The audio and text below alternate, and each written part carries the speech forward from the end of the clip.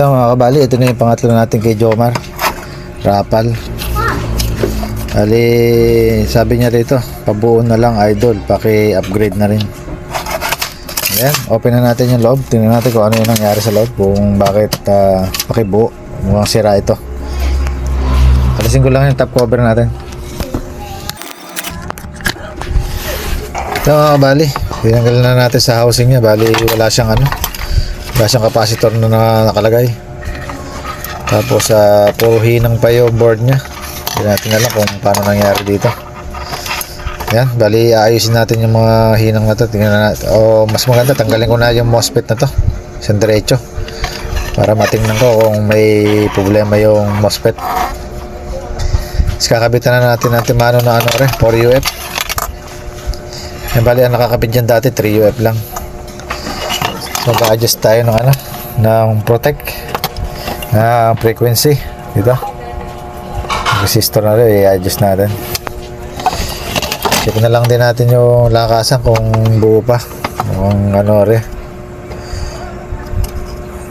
nakatali lang ata. Putol-putol pa. Bali yan, pisaan ko na. Ayusin ko muna yung MOSFET. Tingnan natin kung may shorted. Ayusin ko yung hinang.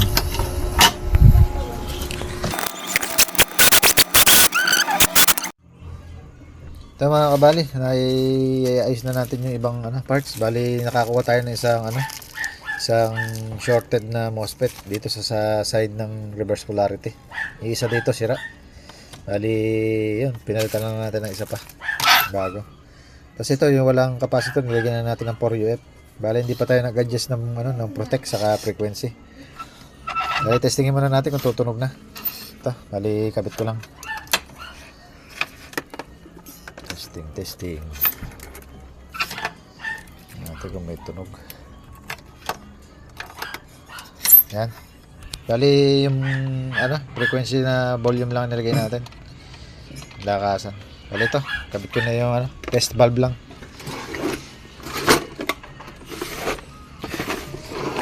Wala yung pindutan.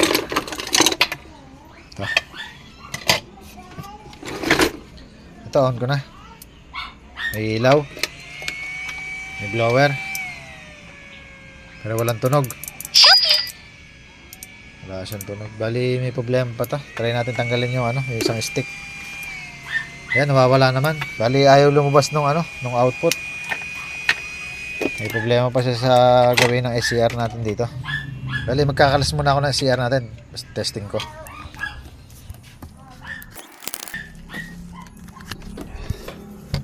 Hala, ito mga kabali, shorted siya. Red, green, black. Yan ang test probe natin. Yun natin. Ayan, nakailaw kaagad siya. Dapat di siya ilaw. Shorted pala. Hala yan, palitan natin ng iba. Ulit i-check ko yung kanyang DB3 kung buo pa. Kung shorted o open. Testerin ko lang.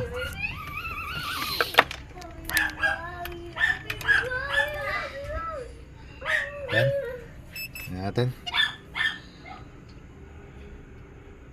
Hindi naman siya pumapalo. Hindi lang natin ensure kung open. Yan, bali goods naman to. Sa tester natin goods. Hindi siya pumapalo. Pero maaari kasi minsan nangyayari dyan open. Malalaman lang natin kung open pagka nakakabit ng ACR natin. Kung gagana siya o hindi. Doon lang. Bali yan, kapitan ko lang.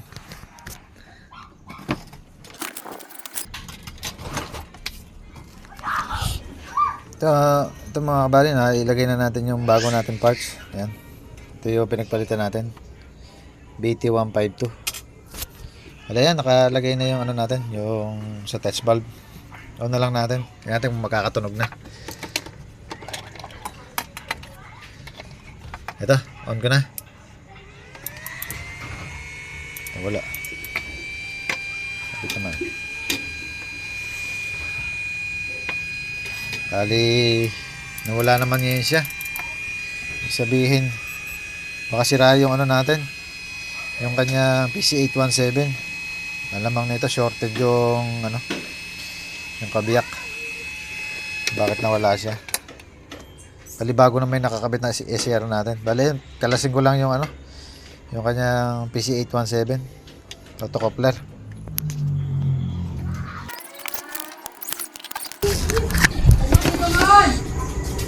Ito mga kabali, hindi pala PC817 na may problema. Ito bali, dito pala tayo nagkaroon ng problema sa may ano niya, sa frequency na pinapalitan natin resistor.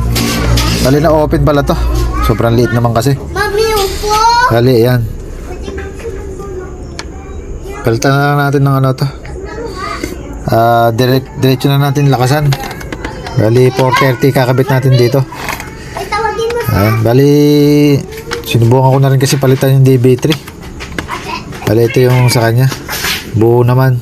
Bali babalik ko na lang to, tanggalin ko na lang yung bago kong kinabit. At saka yung ano, mag-a-adjust na rin ako ng kanya protect. Yan, magsasabay-sabayin ko na para isang gawa na lang. Bali yan, alisin ko lang. Kaya mga kabali, palitan na natin yung resistor na sa protect. Ito 430 kinabit natin sa ano, sa frequency. Yan, eliminaw 430k. Bali ang tinanggal natin yan 820, binaba natin. Tapos yung lakasan, hindi naman tayo nagpalit. Testingin muna natin hanggang sa umandar.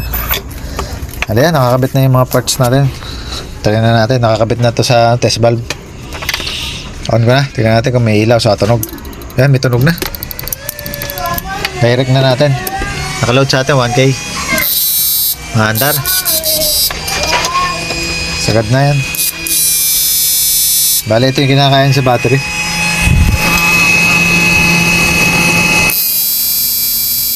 Ampere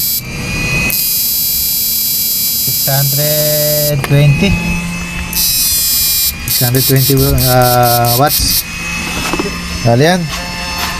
Bale ang pinalitan lang natin ito, isang MOSFET, isang SCR, saka yung resistor, saka nag-add tayo ng isang capacitor. Yan, bali ang kailangan na lang natin lagay dito yung pampalakas ng tunog. Bali gagawa lang ako.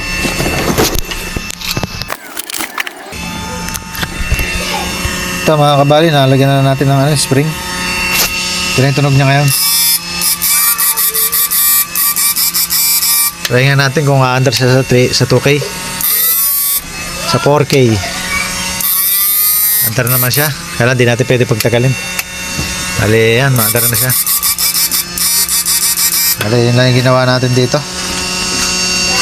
Bali sa problema niya, yun lang, okay na.